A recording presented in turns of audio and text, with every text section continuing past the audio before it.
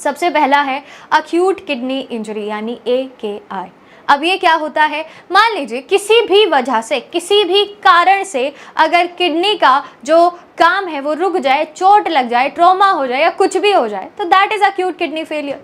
ठीक है, तो sudden decline in kidney function over hours two days is called acute kidney injury. ठीक है, अब ये इसके कुछ टाइप्स हैं, कॉजेस हैं, जैसे कि प्रीनेटल हो सकता है यानी लो ब्लड फ्लो, जैसे शॉक, डिहाइड्रेशन, कुछ ब्लड लॉस की वजह से, चोट वोट, जैसे कि मैंने आपसे कहा।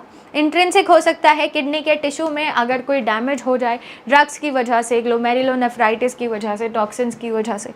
ठीक है, या फिर पोस्ट रेनल भी हो सकता है, ऑब्स्ट्रक्शन ऑफ यूरिनरी ट्रैक्ट, जो स्टोन्स, ट्यूमर्स, इनकी वजह से हो सकता है। ठीक है, सिम्टम्स क्या है, oliguria. What is oliguria? Urine का कम बनना, या फिर आप कह सकते हैं कि यूरिन अगर बने ही ना तो that is known as oliguria.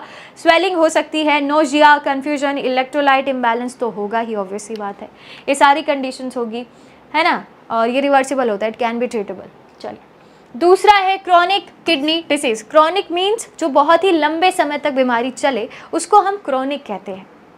ठीक है, ग्रेजुअल है, irreversible loss of kidney function over month और ईयर्स, इरिवर्सिबल है यानी इसको ट्रीट नहीं किया जा सकता है, याद रखिएगा। Diabetes, hypertension, long term glomerulonephritis, इसके अलावा PKD, ये सारे के सारे इसके कारण हो सकते हैं इस बीमारी के होने के, क्योंकि क्रॉनिक है तो ऐसा नहीं है कि आज चोट लगी किडनी खराब हो गई, नहीं, ये वाली सिचुएशन इसके अंदर नहीं आती है। इसमें वैसी कंडीशंस होंगी, वैसे कॉजेस होंगे जो बहुत ही लंबे समय तक चल रहे हैं और उसकी वजह से धीरे धीरे जो किडनी है वो खराब होते हुए चल रही है।